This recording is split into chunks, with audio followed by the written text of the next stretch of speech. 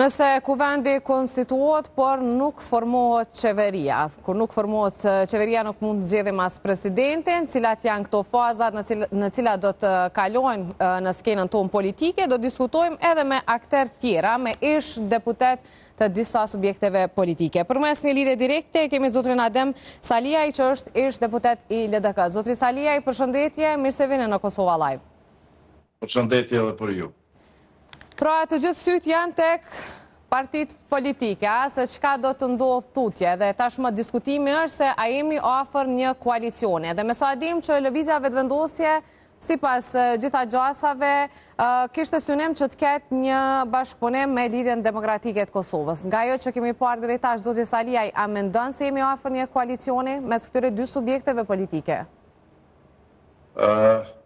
Nuk jam shumë i sigurt për këtë, deri më tash nuk kemi ndaj sinjal të qartë nga të dy partit politike. Është një histori e gjatë e përpjekjeve, themi jo shumë sinqerta të vetëvendosjes dhe LDK-s për të krijuar një koalicion të qëndrueshëm, ndoshta edhe për formimin e qeverisë edhe për zgjedhjen e presidentit.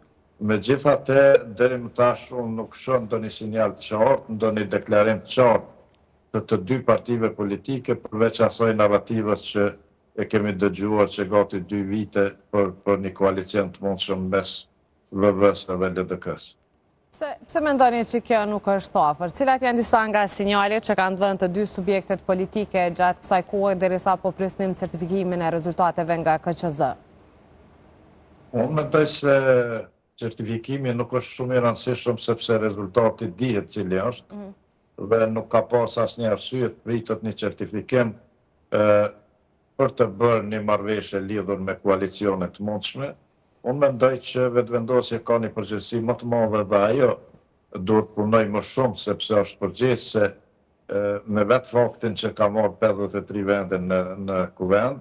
Dhe ajo duhet të bisedoj intensivisht dhe të bëj përpjekje për të gjetur zgjidhje, pra jo vetëm për të biseduar, sa për të thënë që biseduam, po s'u arrit asgjë, por të bëj përpjekje serioze për të gjetur zgjidhje për problemin që po na përcjell që gati 2 vite. Pra, nëse vetëvendosja nuk e merr seriozisht dhe nuk e trajton LDK-n si partner, por vetëm si mjet për të zgjidhur problemin e presidentit, unë mendoj se jemi para një dështimi të ri dhe para një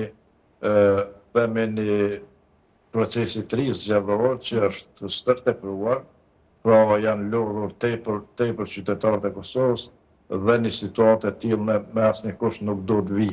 Pra vetëvendosja duhet ta marrë seriozisht çështjen e partneritetit me LDK-n, duhet t'ulen dhe të bisedoj, pa kushte, pa blokada nga asnjëra palë, dhe unë jam i bindur që ka mundësi të gjenden zgjidhje. Pra, edhe për formimin e qeverisë, për një koalicion qeverisë, edhe për çështjen e kryetarit të kuvendit, po edhe për çështjen e presidentit. Pra, të tri këto pozita duhet hyrë në një pakun, në një marrëveshje, e cila do t'i zgjidhë gjitha problemet.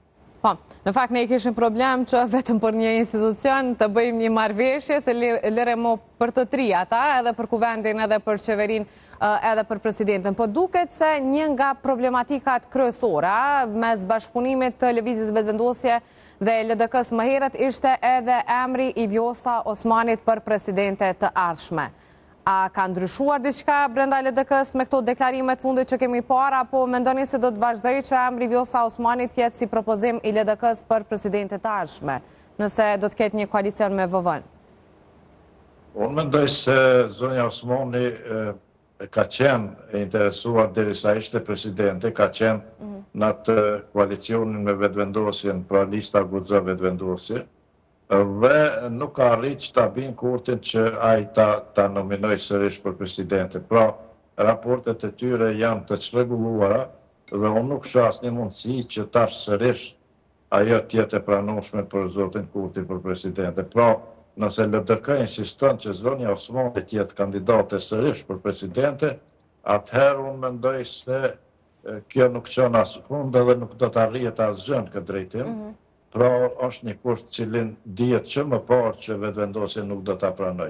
Unë mendoj se çështja e presidentit duhet të lehet në një temi nën pako të marrëveshjes, të tri pozitat, pra të tri institucionet duhet hyjnë bashkarisht në një marrëveshje, nuk duhet shkohet paraprakisht që Kurti ta konstituoj kuvendin edhe ta zgjedh qeverinë, e pastaj t'ullet bisedoj për presidentin, sepse ajo pastaj nuk qënë askun, nuk ka zgjidhje të tillë.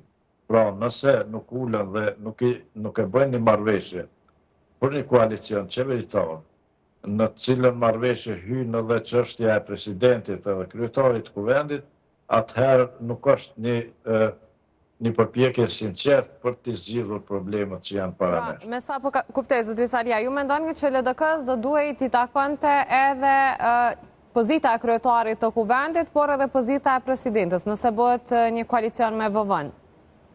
Jo, unë nuk mendoj ashtu, mendoj që pozita e presidentit duhet të jetë pak si ndarë, por të jetë pjesë e marrëveshjes, dhe unë mendoj që presidentit mos jetë as i LDK-s, as i VV-s, po as i PDK-s, pra jasnje partije politike, të jetë një figurë që kushtimisht, pra të jetë neutrale ose të unifikoj partitë politike.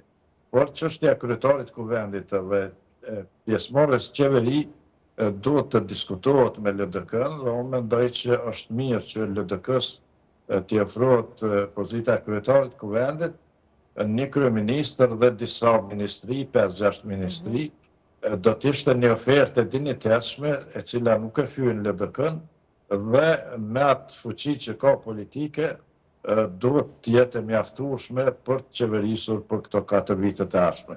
Unë mendoj se ka zgjidhje nëse ka vullnet për të gjetur zgjidhje.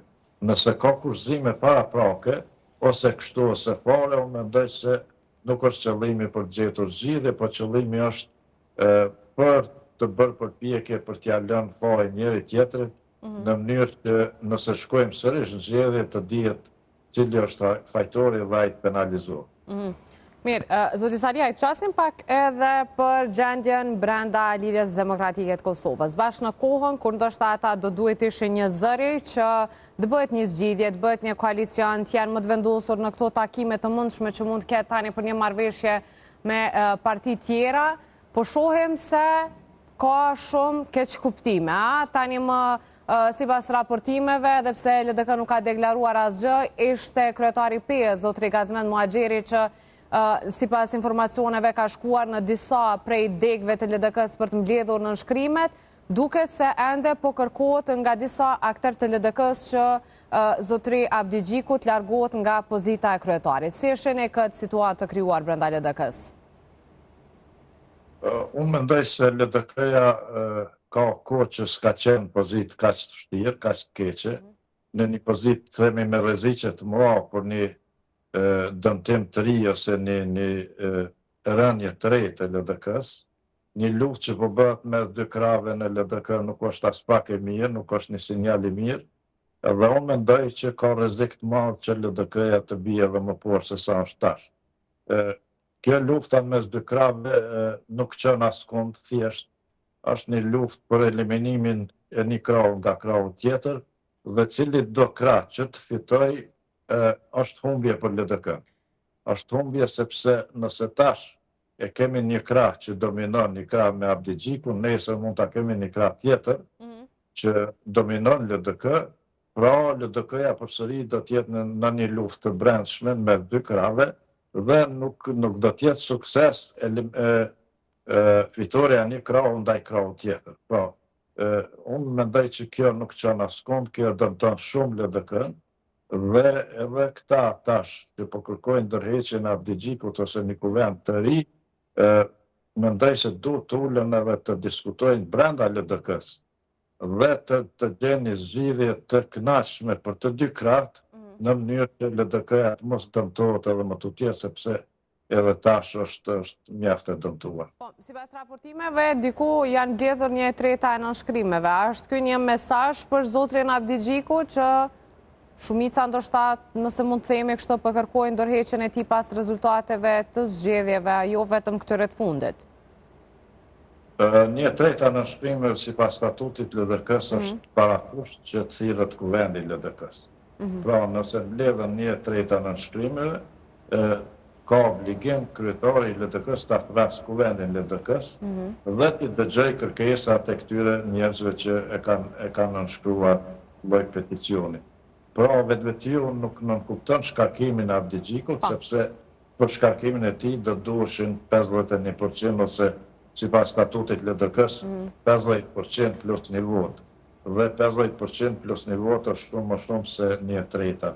Pra, kjo nuk garanton që ai do të shkarkohet domosdoshmë, por që brenda 60 ditë sipas statutit LDK-s duhet thirret kuvendi dhe ta shqyrtoj këtë kërkesë të 1/3 së delegatëve të kuvendit. Po, zoti Salia, e shihni ju këtë garë ashtu siç po thonë disa që është një garë mes gjeneratave më të vjetra dhe gjeneratave më të reja brenda lidhjes demokratike të Kosovës. A e shihni ju në këtë formë apo mund të themi që nuk është ashtu? Dhe duhet ju bëj një pyetje edhe juve personalisht. Ju keni qenë pjesë e LDK-s dhe po të ishit brenda, a do të ishit pjesë atyre që nënshkruan për dorëheqjen e zotit Avdi Gjiku apo me grupin tjetër që janë dakord që Avdi Gjiku të vazhdoj pozitën si kryetar i LDK-s?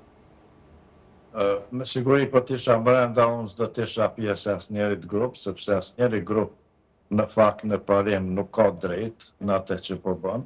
Është thjesht një luftë për pushtet brenda LDK-s, pra për dominim. Nuk është një luftë për parime, s'ka lidhje me parimet edhe vlerat e LDK-s. Dhe nuk është një luftë mes gjeneratave të vjetrit dhe të rit, sepse në LDK nuk ka gjenerat vjetër. Gjenerata vjetër është eliminuar plotësisht. Pra e gjenerata Rrugovizëve më nuk ekziston në LDK. Në LDK është vetëm gjenerata e mesme dhe e ri, pra këta janë aty. Dhe nuk po bëhet, mendoj, një luftë mes gjenerata, po bëhet një luftë mes krave dhe koncepteve, bindjeve të tyre, po më shumë mund do ta quaja thjesht një luftë për pushtet, për primat në LDK, për dominim në LDK, e cila e dëmton tash sërish edhe një herë LDK-n për fat keq. Unë mendoj se zgjedhja është që këta dy krahë të ulën, unë nuk shoh LDK një figurë unifikuese, një figurë të fuqishme, e cila do të kishte autoritet t'i afronte të dy krahët, por që unë e shoh një mundësi që këta të dy krahët të ulën, të gjejnë kompromis, ta zgjedhin një person për kryetar të LDK-s që nuk është i asnjërit krah, pra, edhe që ky person për një periudhë caktuar deri që të çon pak këto mospajtime të ashpra, të bëjnë një lloj balancimin mes të dy krave në mënyrë që ta shpëtojë LDK-n nga një krizë shumë e rrezikshme që mund t'i vijë asaj. Disa prej analistëve thanë që edhe Vjosa Osmani në një farë forme si e quajtën ata ka apetit për pozitën e kryetarit të LDK-s. Kjo pas disa deklarimeve të saj, pas zgjedhjeve të fundit, ku tha që LDK kishte pas rënje dhe në një farë forme Osmani ndihmoi që LDK të ngritet në këto zgjedhje apo ta mbajë një rezultat të kënaqshëm. Mendoni ju se zonja Osmani pra mund të jetë pretendente për pozitën e kryetarit të partisë? Po nuk dyshoj as pak se ajo ka ambicie të tilla, unë mendoj që ka, por siç ka thënë edhe Avdi Gjiku, Avdi Gjiku dhe Osmani janë një, pra ata në një farë mënyrë përfaqësojnë një kandidat. Po qoftë Avdi Gjiku, qoftë Osmani është njësoj, pra në një farë mënyrë, edhe nuk e di sa ajo mund të ketë sukses nëse nuk ka sukses Avdi Gjiku, pra.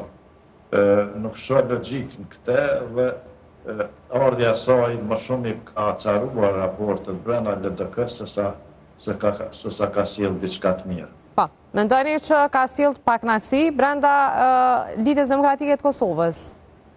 Patyshim që ka sjellë polarizime, ka sjellë për shkak se janë irrituar pak njerëzit që kanë qenë aty për shumë kohë, nuk janë larguar prej LDK-s edhe tash Avdi Gjiku e ka rikthyer zonën Osmani, e ka favorizuar që t'jetë numri 1 e listës, e ka favorizuar që t'jetë kandidate për presidente e tjera. Natyrisht kjo ka ndikuar në mënyrë negative të disa kuadra tjera që janë brenda LDK-s. Pra nuk ka sjellë diçka të mirë serioze. nuk solli edhe një rezultat që ishte pritur, pra solli një rritje 3% që është shumë minimal edhe nuk premton asgjë për të ardhmen. Zonja Osmani sado që pretendon se është një rrugoviste e madhe, megjithatë në atë listën e saj, që ajo solli në listën e LDK-s, nuk ka asnjë rrugovist të vetëm, po vetëm ka një retorik, nuk ka përmbajtje e rrugovizmit saj dhe nuk mjafton për ta ringritur ose për ta ringjallur LDK. Po shohim që keni edhe natyrisht fotografin e të ndjerit Ibrahim Rugova mbrapa dhe me që përmendet frymën rrugovista. Shumë shpesh fryma rrugoviste dhe emri i tij sillet sidomos gjatë fushatave, gjatë këtyre situatave politike, dalin dhe pastaj bën deklarime për frymën rrugoviste dhe se ata po vazhdojnë ta përcjellin. Por a mendon se dikush brenda LDK-s me të vërtet po e mban frymën rrugoviste dhe nëse po, kush janë ata? Unë mendoj që me ardhin e Abdigjikut LDK nuk ka pasur frymë rrugoviste, me largimin e njerëzve që ishin bashkëpunëtorë të presidentit Rugova është larguar edhe rrugovizmi. Në hapat e parë Abdigjiku e largoi edhe foton e presidentit, tha që tash është një kryetar i ri LDK-s, dhe LDK-ja nuk duhet të identifikohet më me Rugovën, por me Abdigjikun. Pra ishte një qasje shumë e gabueshme, e cila i kushtoi shumë edhe LDK-s edhe atij vet. Pra në LDK, në kryesinë e tashme, unë nuk shoh rrugovist të denj, të devotshëm, sepse është bërë një spastrim brenda LDK-s. Pra, dhe nuk shoh diçka serioze në këtë drejtim. Në fakt, LDK-ja edhe Rugova janë një frymë e pashmangshme brenda partisë, sepse është një tradit, janë disa parime, është një frymë. Pra, pa emrin e Rugovës, pa frymën e tij, pa vizionin e tij, LDK-ja është pa shpirt, nuk mund të ekzistojë. Mund të jetë një parti çfarë do të qoftë, por s'ka LDK pa emrin edhe pa frymën e Rugovës, pa parimet e tij, pa tolerancën, demokracinë dhe dashurinë, shtetëformimin, vizionin e tij, gjitha këto e bëjnë atë LDK-n që është LDK.